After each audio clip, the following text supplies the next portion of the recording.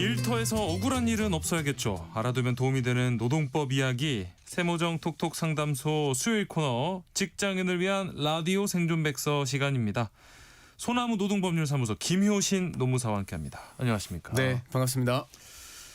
이 직장인들 가장 든든한 사회 안전망 중 하나가 바로 실업급여잖아요. 그런데 이 실업급여를 둘러싼 논쟁이 또 뜨거운 감자입니다. 네, 여기에 맞습니다. 대해서 오늘 이야기해 본다고요.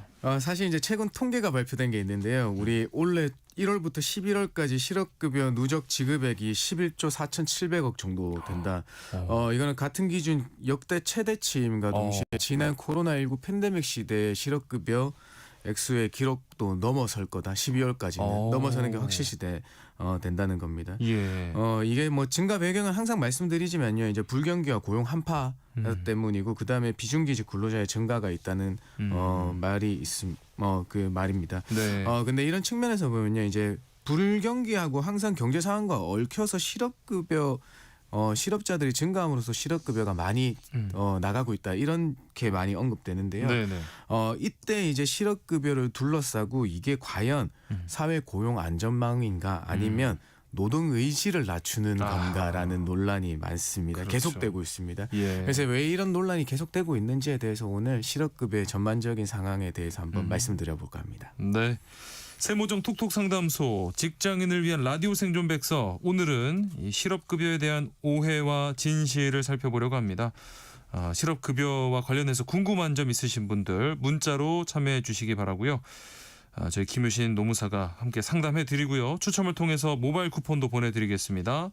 문자 보내실 곳 샵 9730번입니다. 짧은 문자는 50원, 긴 문자는 100원의 정보 이용료가 있고요. 콩 게시판과 KBS 라디오 유튜브 채널 통해서는 무료로 참여하실 수가 있습니다. 방금 말씀해 주신 것처럼 이 실업급여를 두고 벌어지는 논쟁, 이 노동 의지를 감소시킨다 하는 부분인데 네. 왜 이런 말이 나오는 걸까요? 사실 우리가 이제 실업급여는 상한액과 하한액이 결정돼 있어서 그렇습니다. 네.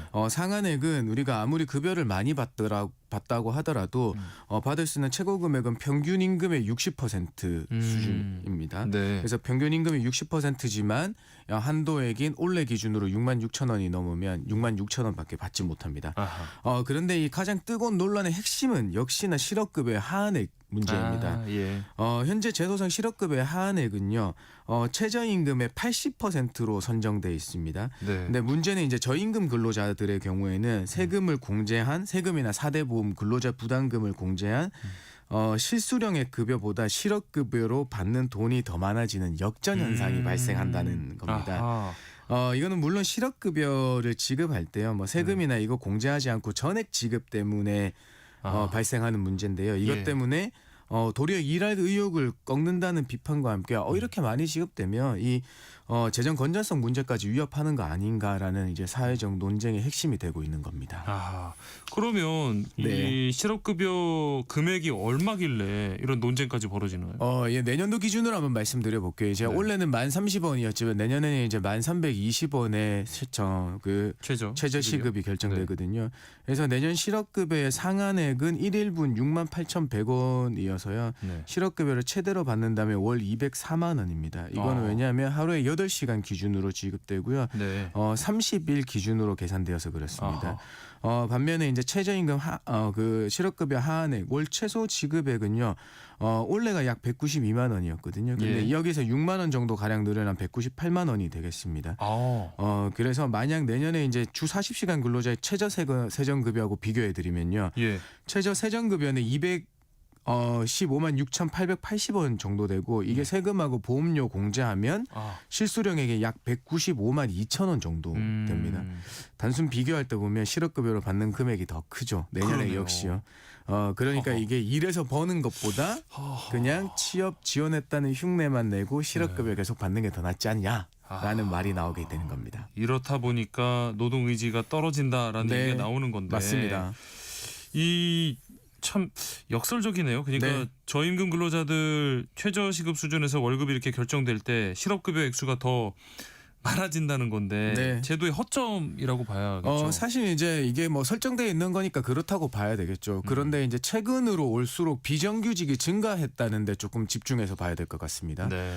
역시나 우리의 비정규직, 소위 말하는 알바나 그냥 단시간 환경미화직이나 경비직 이쪽으로 이제 들어가 보면요, 단기의 근로 계약만 있습니다. 네. 1년 단위 계약이거나 아니면 심지어 6개월, 3개월까지 이어지기도 하고요. 네.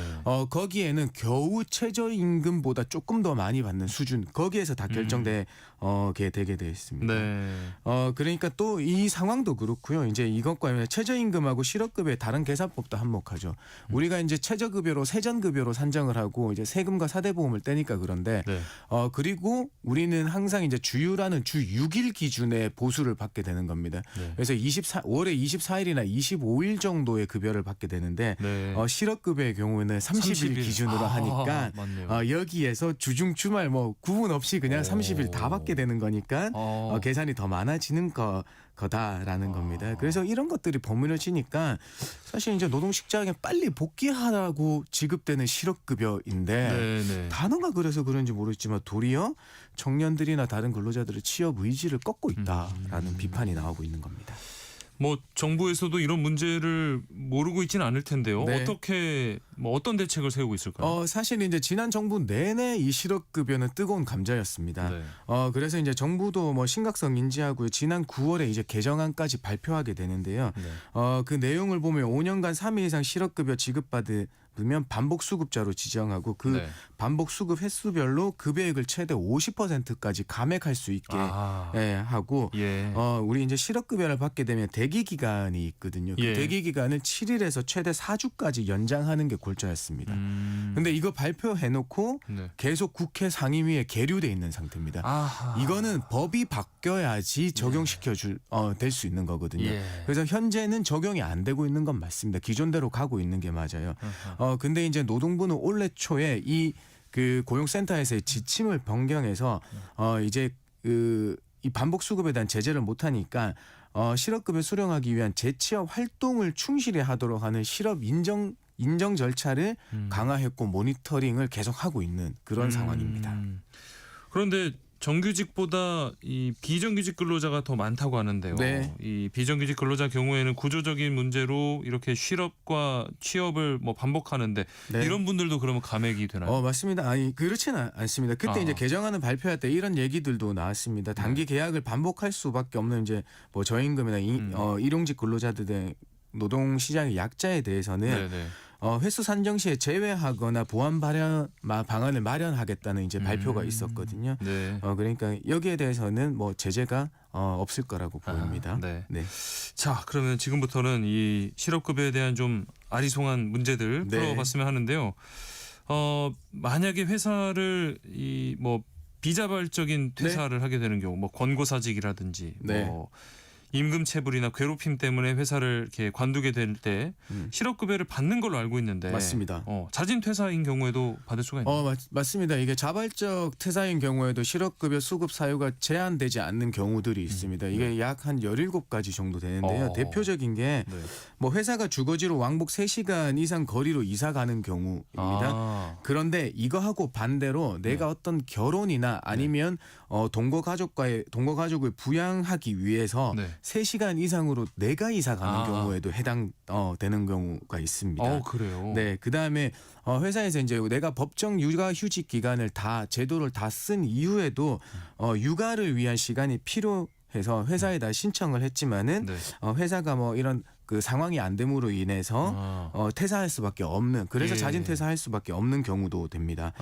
또한 이제 본인이 개인적 질병이 있어 휴직을 신청했거나 아니면 회사가 다른 쉬운 종류로 전환하지 못해줘서 퇴사하는 경우에도 실업급여가 인정되는 경우들이 있습니다. 예. 네. 그러면 만약에 회사에서 뭐 권고사직으로 해준다고 해서 퇴사를 했는데 나중에 이게 자진 퇴사로 이렇게 신고가 되는 경우예요? 맞습니다. 사실 이 경우가 요즘에 이제 빈번하게 좀 발생하고 있습니다. 왜냐하면 우리하고 퇴사를 조율할 때 이제 그럼 실업급여 받는 걸로 해서 이제 나가게 되는 경우들이 있는데 네. 나중에 이제 회사가 고용 지원금이나 이런 걸 받고 있을 때 인위적 구조 조정으로 신고, 그러니까 권고사직이나 뭐 해고 이런 걸로 신고하게 되면 고용 지원금이 중단되고 향후 몇 개월간도 그 혜택을 받지 못하게 만들어 놨거든요. 예. 그러니까 약속과 다르게 자진 퇴사로 신고하는 경우들이 있습니다. 그런데 이 경우에는 이 피보험 자격 상실 사유 정정 신청, 확인 신청을 통해서 네. 이 사실대로 신고될 수 있도록 하는 게 만들 수는 있습니다. 예. 근데 여기에서 볼 때는 이 제3자 이제 확인 기관인 근로복지공단에서 볼 때는 어떻게 입증할 수 있는 자료들이 있어야지 좀 판단이 쉽지 않겠습니까? 예. 예. 그런데 이제 문자나 녹음 기록이 있으면 좋지만 그것도 없을 경우에는 난감한 경우들이 많이 펼쳐집니다. 하하. 네. 그러면 만약에 반대로요. 네. 회사와 이렇게 뭐 공모하는 방식으로 네. 부정적으로 실업급여를 받았을 때 네. 어떤 처벌을 받게 되나요? 사실 이제 이 실업급여에 대해서 이제 오해나 이런 것들이 많으니까 이 부정수급에 대해서 그 되게 굉장히 많습니다. 네, 그래서 네. 고용보험센터 자체에서 고용노동부에서도 부정수급 조사단을 실제로 운영하고 있고요. 예. 가장 흔한 사례가 뭐냐면 퇴사 사유가 실업급여 수급이 안 돼서 서로 공모해서 한다거나 그렇죠. 아니면 실업급여를 받고 있는 걸 알면서도 취업 신고를 안 하고 실업급여는 실업급여대로 받고 월급은 월급대로 받는 경우들이 있습니다. 그런데 이제 이 경우 이제 적발되면 사실 수급액 전액은 반환해야 되는 건 당연하겠죠. 당연히. 네. 그러니까 추가로 또 고의나 뭐 고의로 부정하게 받았다고 하면 받은 금액의 최대 5배까지 추가 징수될 수도 있고요. 예. 플러스로 상습적이나 조직적인 경우에는 형사처벌의 대상까지 됩니다. 네. 이제 실업급여를 받는 중에 네. 뭐 일일 아르바이트 자리가 그렇게 들어오거나 하면 네. 할 수도 있을 것 같은데 맞아요. 해도 되나요? 사실 이제 해도 되는 경우가 있고 안 되는 경우들이 있습니다. 네. 근데 사실 하더라도 우선은 실업급여 받을 때 네. 실업 인정일에 반드시 내가 근무를 했다는 걸 신고를 해야 되는 겁니다. 네. 만약에 이 알바비를 받은 날을 기준으로 이제 또 신고하는 게 아니고요. 이 근로를 제공한 날 기준으로 내가 실업 인정일에 가서 신고를 해야 되는 겁니다. 예. 어떤 경우가 있나고 하면요. 주 15시간 미만으로 일했을 경우에는요. 대신에 취업으로 한 걸로 간주하지 않습니다. 네. 그렇기 때문에 실업 그 인정일에 가서 내가 이 내용에 대해서 신고하기만 하면 실업급여 수급액이 깎이지가 않아요. 그대로 다 받을 수 있어요. 예. 그런데 이제 주 15시간 이상 일하거나 월 60시간 미만으로 했지만 3개월 이상 일했다고 하면 이 그 취업으로 한 걸로 간주해서 이제 실업급여는 더 이상 받지 못합니다. 예. 어쨌든 간에 15시간 미만으로 일했다고 하더라도 그 신고를 안 하면 만약에 하루일 경우에는요. 이 일일 구직급여만 반환하면 되지만요. 2일 이상 했음에도 불구하고 신고를 안 했을 경우에는 실업급여가 중단되는 현상까지 펼쳐지니까 반드시 신고하는 게 필요합니다. 그러네요. 네. 그리고 만 65세 이상의 뭐 새로 취업한 분들 나중에 계약 만료로 퇴사를 하게 되면 실업급여를 받을 수 있나요? 없나요? 이제 현재 법령상으로 보면요. 만 65세 이후로 새롭게 취업하신 분들은 실업급여를 받으실 수 없어요. 그러니까 급여에서 이제 고용보험료도 공제되지 않습니다. 예. 그런데 이제 그 예외적인 경우가 있는데요. 만 65세가 되기 전에 취업을 한 상태여서 고용보험에 가입됐다가 계속 근무했다고 하면 65세 이후에 수급 자격 계약 만료로만 퇴사하신다면 받을 수 있어요. 그다음에 또 이런 경우가 있죠. 다른 데 이 회사를 옮기는 경우도 있잖아요. 그 회사를 옮길 때 하루라도 공백이 없으면 계속 이어져요. 이게 같은 회사만 아니라 다른 회사라고 하더라도 공백이 없다면 바로 이어지니까요. 이거 좀 잘 알아두시면 되겠습니다. 네. 지난 시간에 이 명예퇴직한 경우에 실업급여 받을 수 있냐 이런 청취자 질문이 있었거든요. 받을 수 있나요? 사실 제가 그때 좀 아리송하게 답변해 드렸죠. 제도상에 돼 있으면 못 받을 경우가 있고 만약에 회사가 어려워서 그렇게 한다는 거면 받을 수 있다고 했는데 제가 드린 말씀이 맞았습니다. 사실 이제 명예퇴직 제도가 한 형태로 자리 잡고 있고요. 이게 제도에 의해서 이제 내가 먼저 나가는 거라고 하면요. 이게 자발적인 사직의 형태 때문에 원칙적으로 수급 자격이 안 됩니다.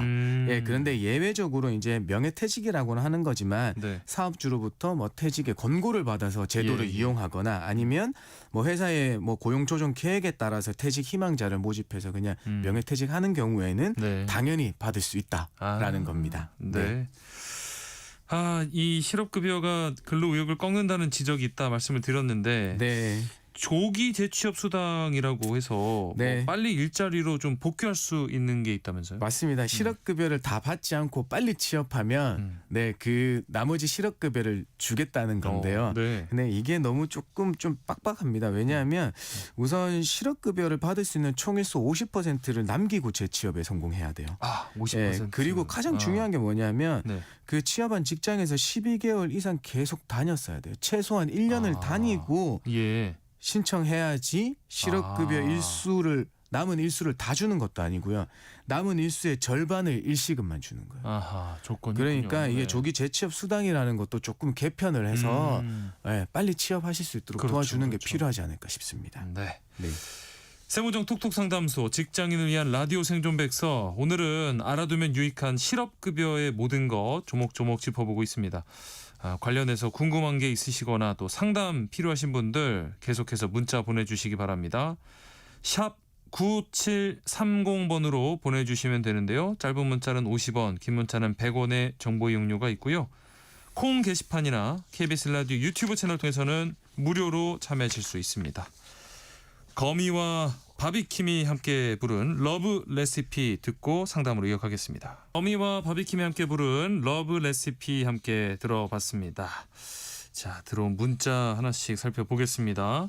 0022님, 매년 말 1년씩 재계약을 하고 있고요. 그런데 내년부터는 쉬고 싶어서요. 연말 재계약할 때 안 하겠다고 사업주에게 말하고 퇴직하면 실업급여 받을 수 있을까요? 하셨는데요.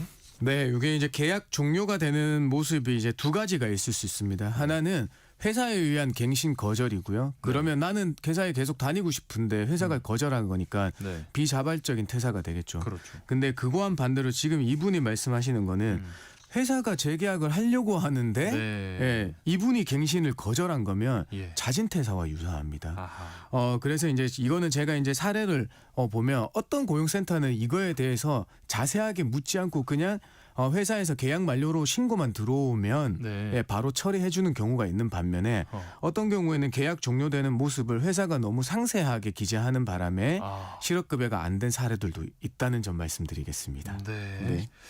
8480님, 실업급여를 다 받고 재취업하는 경우에 65세가 넘으면 더 이상 실업급여를 못 받는 건가요? 하셨는데. 이 문제는요. 이제 실업급여를 받고 나서 재취업하는 나이가 중요하세요. 네. 그러니까 실업급여 다 받고 나서 65세 이후에 취업하신다고 하면요. 네. 고용보험에서 애초부터 적용 제외가 되시기 때문에 나중에 취업을 그 실업급여를 못 받으시는 거거든요. 예. 이와는 반대로 실업급여를 다 받으시고 여전히 65세 미만이시라고 하면 예.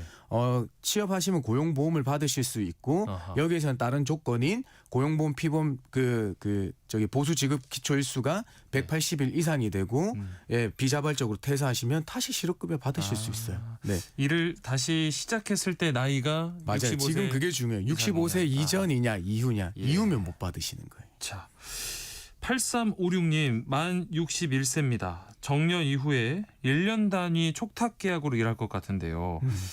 촉탁 근무를 하다가 병으로 근무를 종료하게 되면 실업급여 받을 수 있나요? 네. 개인 질병으로 인해서 네. 회사에서 뭐 어떤 그 시운 종류로 근무로 전환이 안 되거나 네. 뭐 휴직이 허용되지 않아 퇴사하는 경우도 당연히 실업급여가 됩니다. 이때는 사업주 확인서가 네. 그 개인적 질병으로 일을 계속 못하는 거에 대한 그 진단서를 요구하게 돼요. 그 다음에 또 부가적으로 그 질병으로 인해서 퇴사했지만은 나중에 지금 재취업할 상태가 됐다는 또 거기에 대한 진단서. 의사의 소견서가 필요해요. 아하, 네. 그렇게 네. 됩니다. 5599님, 두 가지 질문을 해주셨는데, 먼저 실업급여를 수령하는 사람 연말 정산할 때 피부양자에 등록할 수 있나요? 하셨고요. 네. 두 번째 질문은 기초연금 신청할 때 실업급여가 소득심사에 포함되나요? 하셨어요. 1번의 경우에는 피부양자로 당연히 등록하실 수 있습니다. 연말 정산에 다른 부양가족으로 들어가는 거니까요. 네. 근데 2번은 기초연금에 그 신청했을 때 이게 제재가 있는지는 저는 지금 나중에 확인해보고 말씀을 드려야 될 것 같아요. 예, 지금은 좀 아리송해서 제가 확답을 드리기에는 좀 그렇습니다. 죄송합니다. 네. 다음 시간에 확인해서 또 전해드리도록 알겠습니다. 하고요. 네.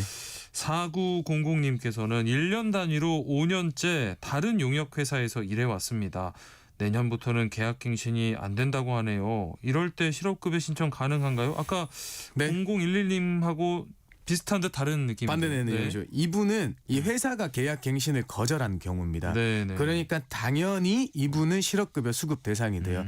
자, 그런데 이분은 계속 1년 단위로 5년째 다른 회사로 옮겨 다니면서 하셨다고 하시잖아요. 그렇죠. 그래서 실업급여 수급 일수를 결정할 때는요. 네. 퇴사 당시 연령과 근무 기간을 조합해서 하는 겁니다. 네. 그러니까 이분은 이 회사에서 다닌 1년 동안에만 가지고 수급 일수가 결정되는 건 아니고요. 네. 5년 미만 근무자로서 그 수급 일수가 결정되게 돼요.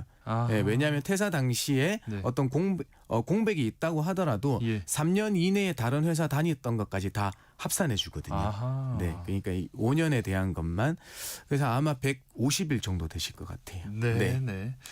세모정 톡톡상담소 직장인을 위한 라디오 생존 백서, 오늘은 실업급여에 관련된 이야기 나눠봤는데요. 0022님, 8480님, 8356님, 5599님 모바일 쿠폰 바로 보내드리고요. 또 추첨을 통해서 당첨자 확인 홈페이지에서 하실 수 있겠습니다.